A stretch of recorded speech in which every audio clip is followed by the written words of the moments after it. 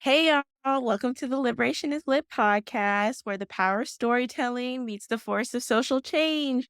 I'm your host, Tayler Simon, and in this podcast, we believe in the profound impact of stories. And I am so glad to be joined with my good sib, Tamaka. Um, I've known Tamaka for a while now, and I'm so excited to have this conversation with them. So, Tamaka, can you tell us a little bit about yourself as a writer and storyteller, and what inspires you to write poetry? Yes, well, thank you first and foremost for having me. Yeah, I always love to chop it up with some great people, great minds like yourself. So I'm just happy to be here. So would describe myself as a storyteller for sure. Many titles that I have, I think that that's one that I hold near and dearest to me, even though I don't say that often when I introduce myself, storyteller, just because I like people to kind of see it versus me telling them that. So I use terms like spoken word artivist, where I use art, poetry, words, language in order to help people to create activism wherever they are, to deep into activism in the way they are. So that I think that's my niche. I really get people I get people activated. I feel like my poetry, the way that I tell stories, gets people activated to create social change. So that's the biggest thing that I want to say about myself as a storyteller, as an artist when it comes to writing. And I also include elements about sexuality and consent in my writing as well, because I'm also a sex educator. So I just think in general, like my poetry, my storytelling is really just getting you to think about the world around you, specifically when it comes to race, gender, and sexuality. And I didn't think about it. I could have worn my YASÉ shirt and like rep the brand on the You know what? podcast, but I actually wore it like earlier this week, so it's dirty. So that's Okay. why Yeah, but I'm not thank wearing it you. today. Thank you. Thank you. But I love that you call yourself an artivist, and I really believe in the power of art to really activate people, like you said. And I feel like what you said, that sets you apart from others. But what are some other things that you feel that sets you apart as a spoken word performer? And how do you incorporate those elements of storytelling and culture and sexuality and consent into your work? Yeah. So I think what sets me apart is that I talk a lot about the roots of issues in my work. I talk about how do we get here, when it comes to different issues. And I also feel like what sets me apart is because I also talk about solutions too. And a big part of the solutions for the issues that I talk about, and a lot of the things that I talk about, I would say everything that I talk about in my work and storytelling is pertaining to Black women and gender responsive folks living in the South. Like that's specifically what I might talk about. However, I talk about Black experiences in general, no matter what gender. I think that Black folks in general can also relate to a lot of the lived experiences that Black folks living in the South go through, that Black folks living in American South, old, new, and present, even in the future, can relate to. So the solutions also are things that I talk about, like how do we come out of these things? How do we get here and how do we come out of it? And a big part of the coming out of it for me is healing justice. So I incorporate things about healing justice into my work. I give imagery. I talk about things that I've actually been through, things that people in my life surround me have gone through, and I put them into the work. So that's how I kind of incorporate those themes of storytelling and sex education. So I talk about sex. I talk about interactions with my students in workshops, and some of their facial expressions and some of their thoughts about what we talk about in workshops. So I create poems about that as well. So I think that's what sets me apart. Is I really talk about the roots and some of the solutions to the issues that I'm discussing that pertains that lived experience of Black folks living in the South, specifically for like Black women and Black queer folks, Black gender experience of people. So that's who I center in my work for sure. And I love that you highlighted the fact that you talk about not only the root causes, because I feel like we can get wrapped up in, oh, the dark Yeah. history and like all of the things, but you also Mhm. talk about solutions and really Mhm. harness that radical imagination in your work. And Yeah. I feel like that's so important in art and activism. And I feel like one of the ways in which you do the solutions is finding that niche of who you're targeting, your impact community. So you also run the organization YASÉ. Can Yes. you tell us a little bit about your work as a sex educator, working with youth, and what led you to do that work? Yeah. So my work with youth surrounds really empowering them with education so they can make the best decisions for themselves and their identities and their health. So I equip them with all the tools, the knowledge, the information, the education that they need to make the best decisions about their sexual health, about their identity as they're growing and learning themselves as a black teenager, as a black queer teenager, as a trans teenager. I equip them with the knowledge that they need about systems. So that way they know how the systems are impacting their sexual health. They know how the systems are maybe impacting some of their ideologies about identity and their ideas about consent. So I'm just really equipping them with the knowledge so they can make the most informed decisions for themselves. Because I want their decisions to be well rounded and I want them to have a lot of options of belief systems. I want them to have a lot of options of thought processes and a lot of options about problem solving when it comes to interpersonal relationships and even the relationship with themselves. I just want them to have a wide range of knowledge so they can make the best possible decisions for themselves. And so they also can have the tools that they need to create a consent culture versus the rape culture that we live in. And that's ultimately YASE's mission is to create a consent culture in America. So that's my work with them. Is really just equipping them. And I do that through workshops. I do that through keynote speeches. I do that through helping their parents and the adults around them to understand them better. So I work a lot with adults too, because if we want teens to have the right type of knowledge and tools, we also have to redirect the sources of their conditioning. And a big part of that is the adults in their lives teaching them certain ideologies, teaching them certain ideas. So I want to make sure that they are equipped as well with the right tools and or just different tools. It's not always necessarily that right or wrong. Sometimes it's just different tools.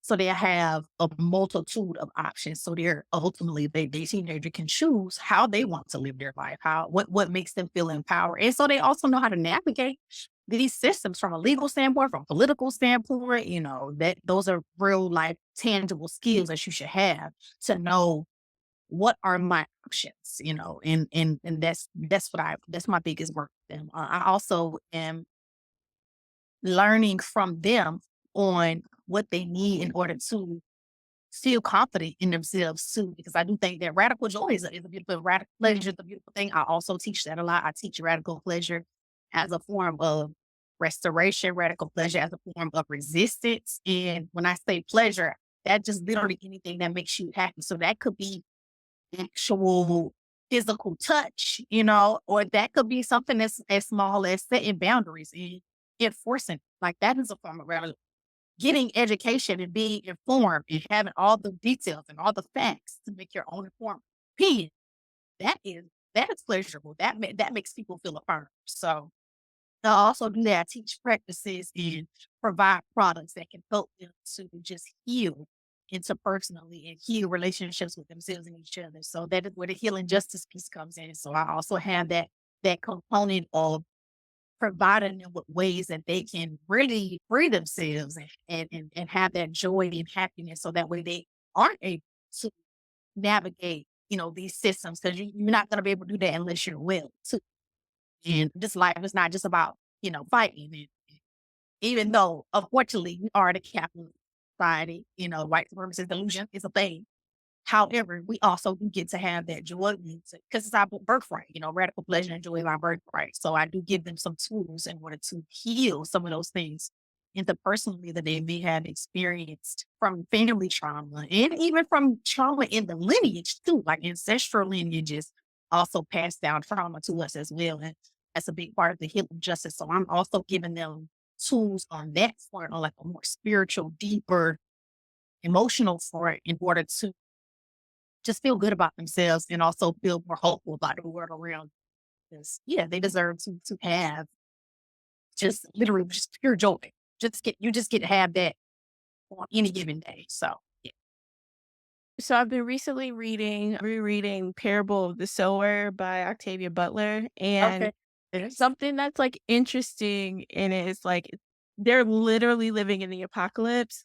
They lost their home, their community, but they like, you see these pockets and passages of people sneaking off and coupling off and going to have Yeah. sex. Some people would be like, "Well, how do you have time to, like, have sex during an apocalypse?" And I'm just like, even when you are actively trying to survive, trying to build something new, you still have to make room for pleasure, and like you said, it doesn't always have to be sexual or touch. It Mhm. whatever makes you feel good because like you said, it's Right. our birthright, and so that has me thinking, 1, I wanna ask you, Mhm. what does liberation mean to you? And 2, how do you feel like a consent culture ties in with your definition of liberation?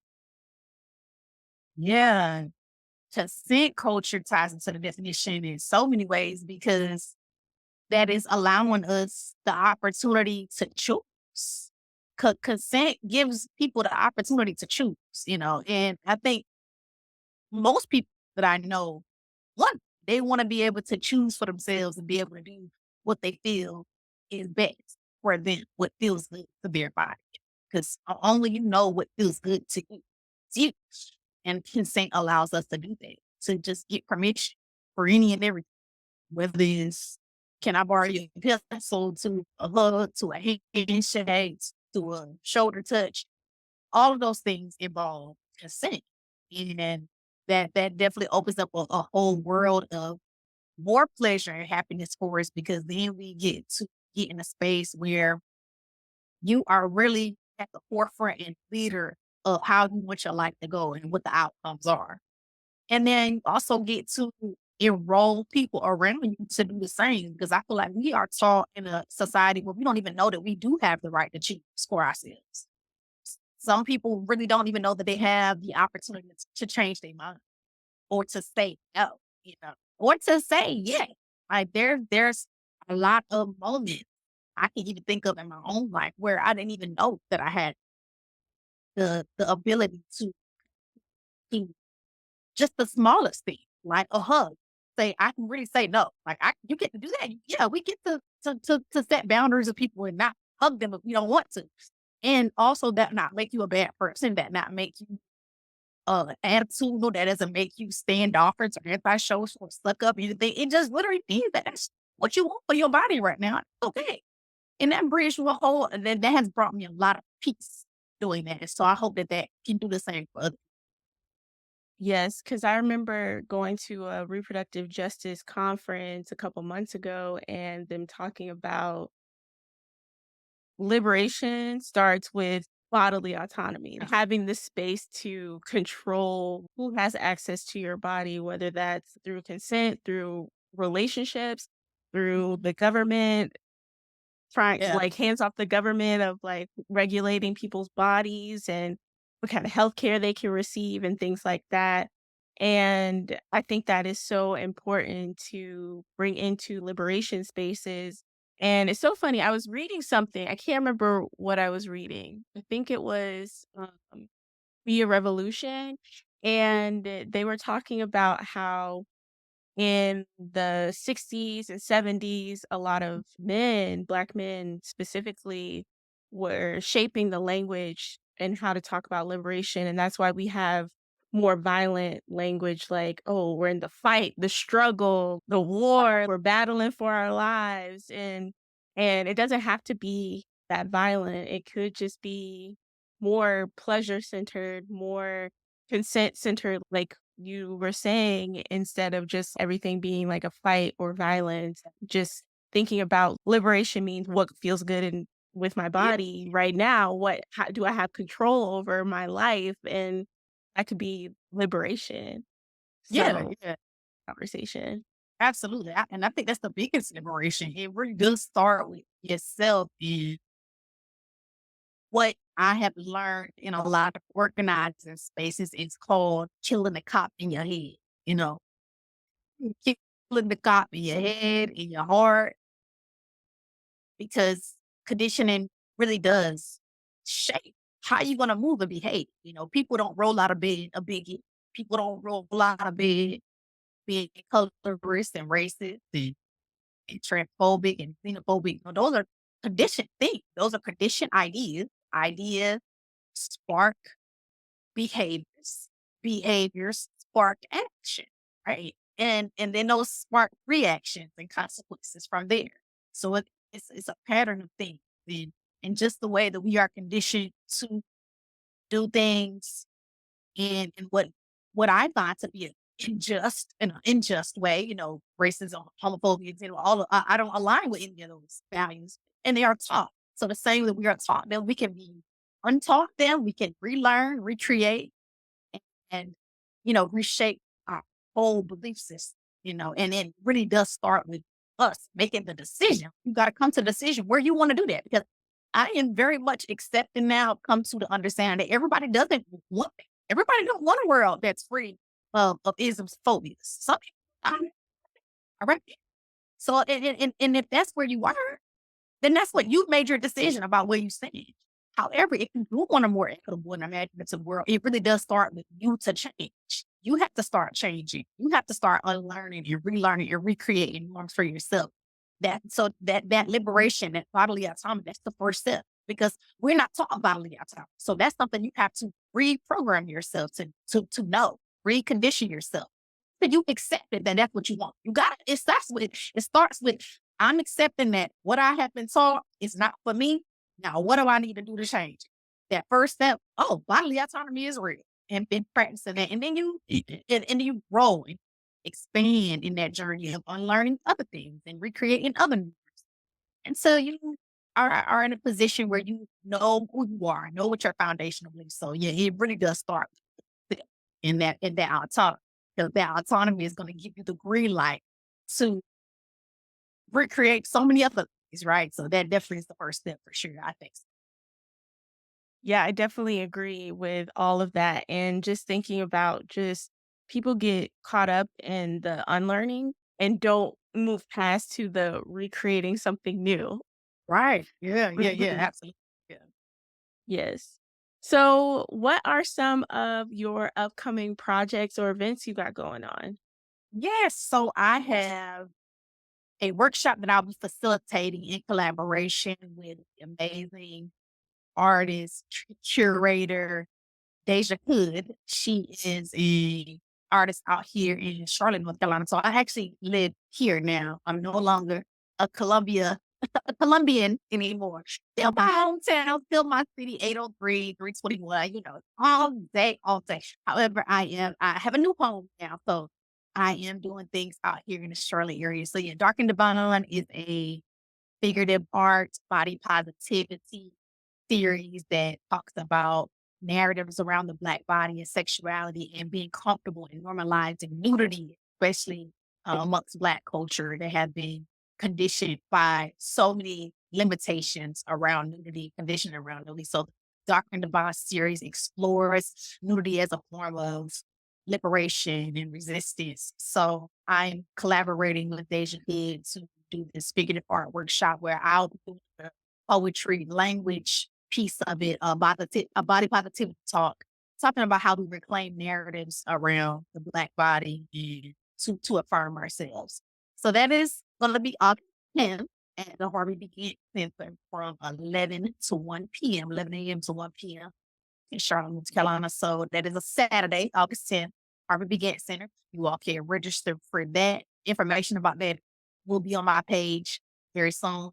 It is definitely on Deja Hood's Instagram. So search Deja Hood or DejaHood.com. You can learn more about the Dark and Divine series. However, August 10th will be like the opening workshop, family friendly. Everybody can come of all ages. So there'll be figurative art drawing. There'll be a figurative art workshop led by a great artist out here by the name is Ida.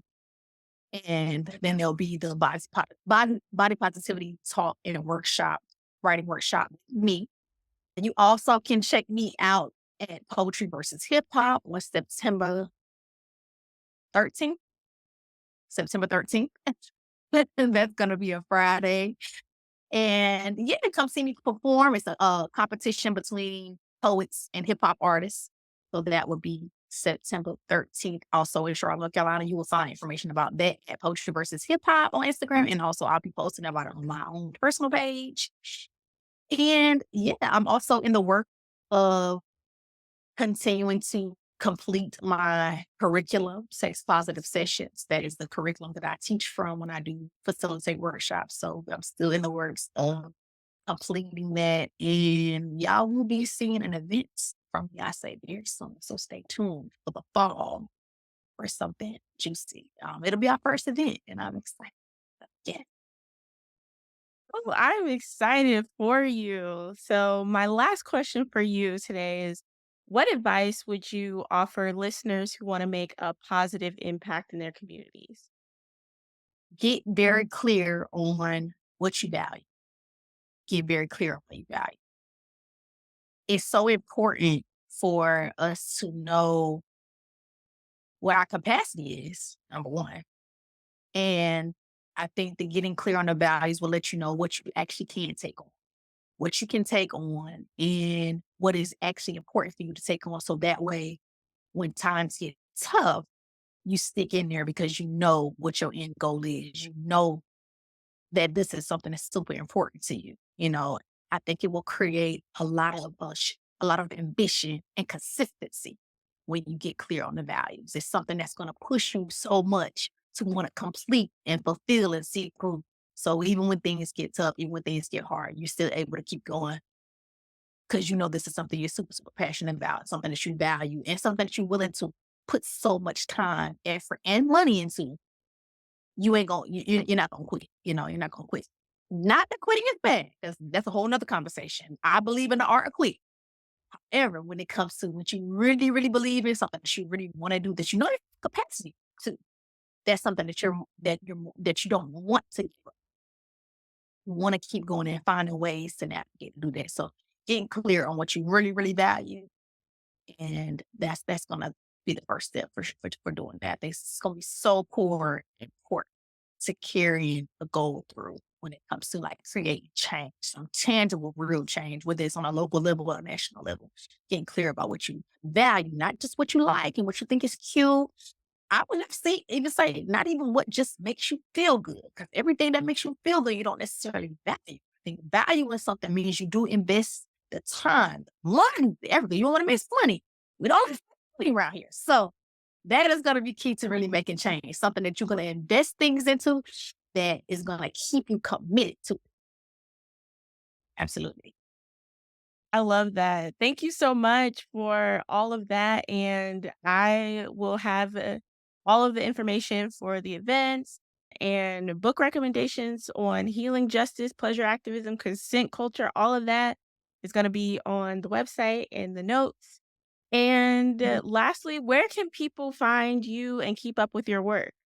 They can find me at tamakastaley.com. So there's all things poetry and sex ed underneath that umbrella. So me as a brand, I'm a text educator, I'm a spoken word artist. I'm also a herbalist. We have products on the website, some herbal teas. So you can go check that out. That helps you to navigate anxiety and also some symptoms from sexual trauma. We have some herbs that really can help heal the body from that, along with, of course, workshops, keynote speeches. You can book me for performances, for one-on-one parent sessions or adult sessions.